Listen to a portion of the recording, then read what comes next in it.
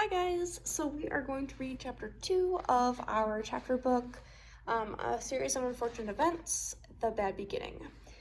Chapter 1 just left off with us finding out that the Baudelaire children are now orphans because their parents have died in a fire at their house.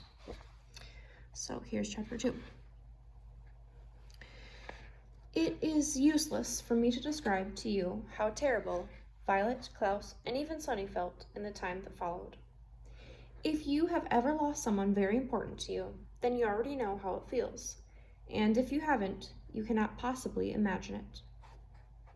For the Baudelaire children, it was, of course, especially terrible because they had lost both their parents at the same time, and for several days they felt so miserable they could scarcely get out of bed.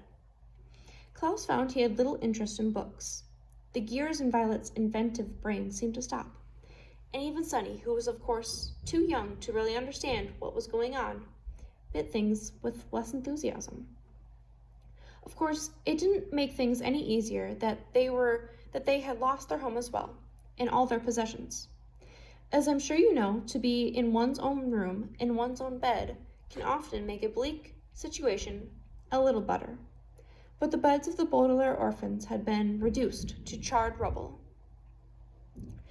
Mr. Poe had taken them to the remains of the Baudelaire mansion to see if anything had been unharmed, and it was terrible.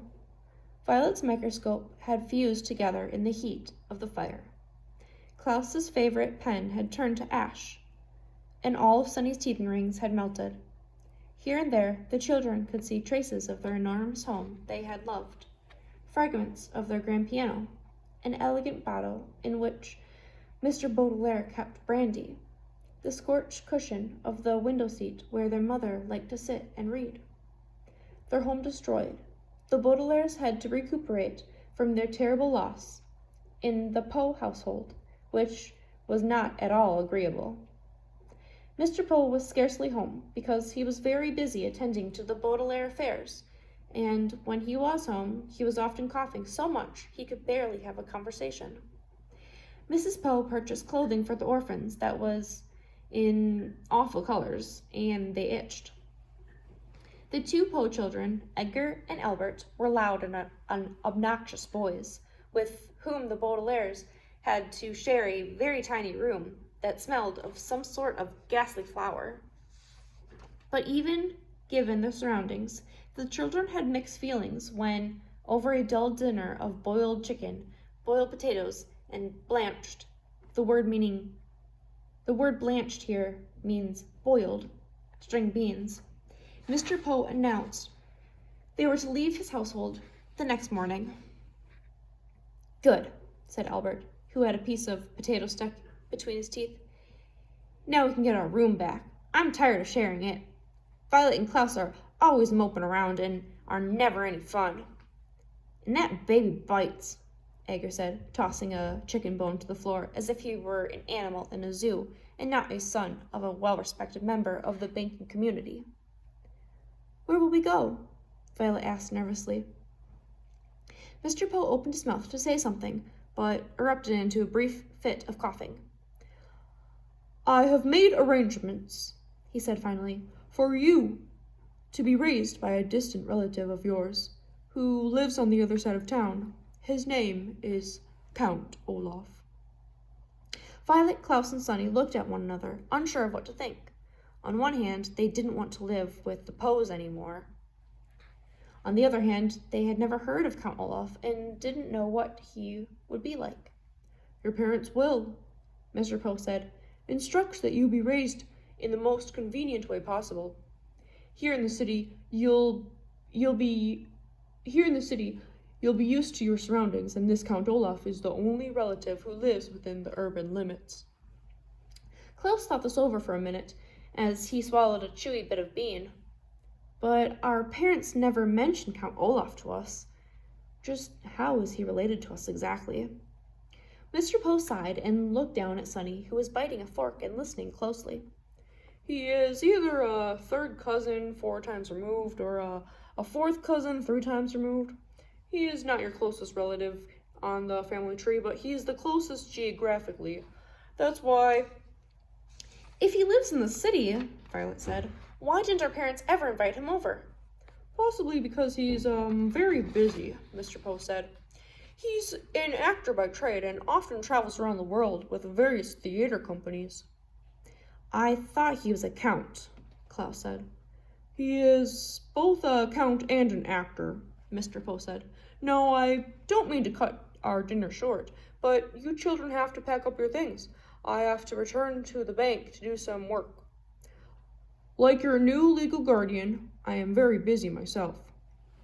The three Baudelaire children had many more questions for Mr. Poe, but he had already stood up from the table and with a slight wave of his hand departed from the room. They heard him coughing into his handkerchief, and then the front door squeaked shut as he left the house. Well, Miss Poe said, you three had better start packing. Edgar, Albert, please help me clear the table. The Baudelaire orphans went to the bedroom and glumly packed their few belongings. Klaus looked distastefully at each ugly shirt Miss Poe had bought him as he folded them up and put them into a very small suitcase. Violet looked around the cramped, smelly room in which they had been living, and Sunny crawled around solemnly, biting each of Edgar and Albert's shoes, leaving small teeth marks in each one of them so that she would not be forgotten. From time to time, the Baudelaire children looked at one another, but with their future such a mystery, they could think of nothing to say. At bedtime, they tossed and turned all night, scarcely getting any sleep between the loud snoring of Edgar and Albert and their own worried thoughts. Finally, Mr. Poe knocked on the door and stuck his head into the bedroom. Rise and shine, Baudelaires, he said. It's time for you to go to Count Olaf's. Violet looked around the crowded bedroom, and even though she didn't like it, she felt very nervous about leaving. Do we have to go right this minute? She asked. Mr. Poe opened his mouth to speak, but had to cough a few times before he began. Yes, you do. I'm dropping you off on my way to the bank, so we need to leave as soon as possible. Please get out of bed and get dressed, he said briskly. The word briskly here means quickly, so as to get the Baudelaire children to leave the house. The Baudelaire children left the house. Mr. Poe's automobile rumbled along the cobblestone streets of the city toward the neighborhood where Count Olaf lived. They passed horse-drawn carriages and motorcycles along Doldrum Drive. They passed the fickle fountain, an elaborately carved monument that occasionally spat out water in which young children played. They passed an enormous pile of dirt where the royal gardens once stood. But before long, Mr. Poe drove his car down a narrow alley lined with houses made of pale brick and stopped halfway down the block. Here we are, Mr. Poe said, in a voice undoubtedly meant to be cheerful. Your new home. The Baudelaire children looked out and saw the prettiest house on the block. The bricks had been cleaned very well, and through the wide and open windows one could see an assortment of well-groomed plants. Standing in the doorway, with her hand on the shiny brass doorknob, was an elder woman, smartly dressed, who was smiling at the children.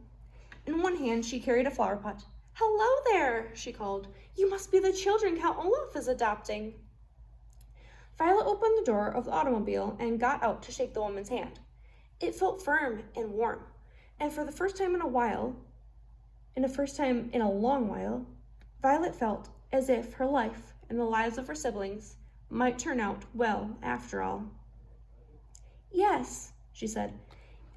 Yes, we are. I'm Violet Baudelaire, and this is my brother Klaus and my sister Sunny, and this is Mr. Poe, who has been arranging things for us since the death of our parents."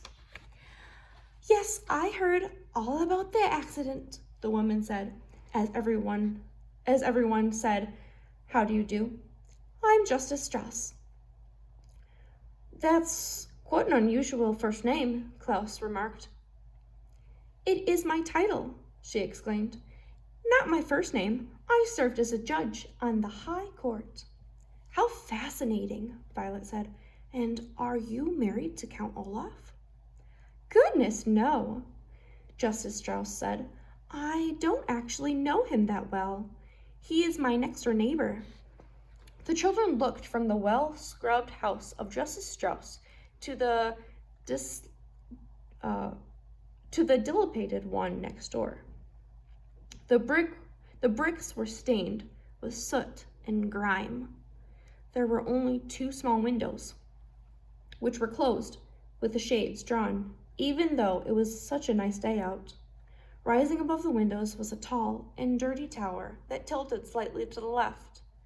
The front door needed to be repainted, and carved in the middle of it was an image of an eye. The entire building sagged to the side, like a crooked tooth. "Oh," said Sunny, and everyone knew what she meant. She meant, "What a terrible place! I don't want to live there at all." "Well, it was nice to meet you." Sorry, that was supposed to be Violet. "Well, it was nice to meet you," Violet said to Justice Strauss. "Yes," said Justice Strauss, gesturing to her flower pot. "Perhaps one day you could come over and help me with my gardening." "That would be very pleasant," Violet said, very sadly. It would, of course, be very pleasant to help Justice Strauss with her gardening, but Violet could not help thinking that it would be far more pleasant to just live with Justice Strauss instead of Count Olaf. What kind of man, Violet wondered, would carve an image of an eye into his front door? Mr. Poe tipped his hat to Justice Strauss, who smiled at the children and disappeared into her lovely house. Klaus stepped forward and knocked on Count Olaf's door, his knuckles rapping right in the middle of the carved eye. There was a pause, and then the door creaked open, and the children saw Count Olaf for the very first time. "Hello, hello, hello," Count Olaf said in a wheezy whisper. He was very tall and very thin, dressed in a gray suit that had many dark stains on it. His face was unshaven, and rather than 2 eyebrows, like most humans have, he had just one long one. His eyes were very, very shiny, which made him look both hungry and angry. "Hello, my children. Step into your new home and wipe your feet outside so no mud gets indoors." As they stepped into the house, Mr. Poe behind them, the Baudelaire orphans realized what a ridiculous thing Count Olaf had just said. The room in which they found themselves was the dirtiest they had ever seen, and a little bit of mud from outdoors wouldn't have made a bit of a difference. Even by the dim light of the one bare light bulb that hung from the ceiling, the 3 children could see that everything in this room was filthy, from the stuffed head of a lion which was nailed to the wall, to the bowl of apple cores which sat on a small wooden table. Klaus willed himself not to cry as he looked around the room. "This room looks like it needs a little work," Mr. Poe said, peering around the gloom.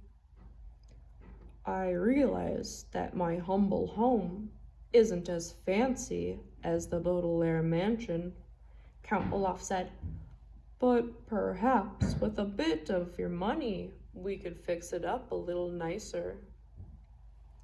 Mr. Poe's eyes widened in surprise, and his coughs echoed in the dark room before he spoke. "The Baudelaire mansion," he said sternly, "will not be used for such matters. It can't be used at all until Violet is of age." Count Olaf turned to Mr. Poe with a glint in his eye, like an angry dog. For a moment, Violet thought he was going to strike Mr. Poe across the face. Then he swallowed. The children could see his Adam's apple bob up in his skinny throat and shrugged his patchy shoulders.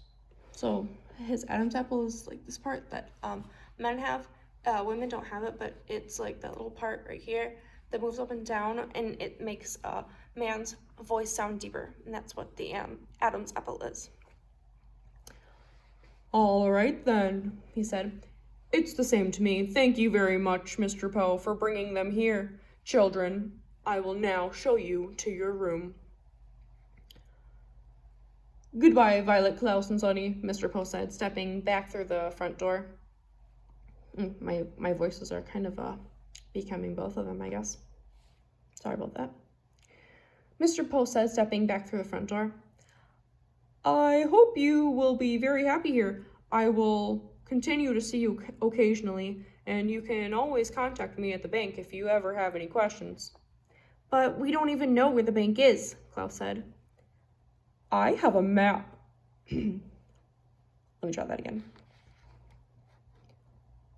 I have a map of the city, Count Olaf said. Goodbye, Mr. Poe. He leaned forward to shut the door, and the Baudelaire orphans were too overcome with despair to get a last glimpse of Mr. Poe. They now wished they could all stay at the Poe household, even though it smelled. Rather than looking at the door, then, the orphans looked down and saw that although Count Olaf was wearing shoes, he wasn't wearing any socks. They could see, in the space of pale skin between his tattered trousers and his black shoe, that Count Olaf had an image of an eye tattooed to his ankle, matching the eye on his front door. They wondered how many others were in Count Olaf's house, and whether, for the rest of their lives, they would always feel as though Count Olaf were watching them, even though he wasn't nearby. All right, for your response to Chapter 2, you can tell me, why do you think Count Olaf has a tattoo of an eye on his ankle and the image carved out of an eye in the door? Pretty strange. Tell me that is your response. There's no right or wrong answer. I just want to know what you think.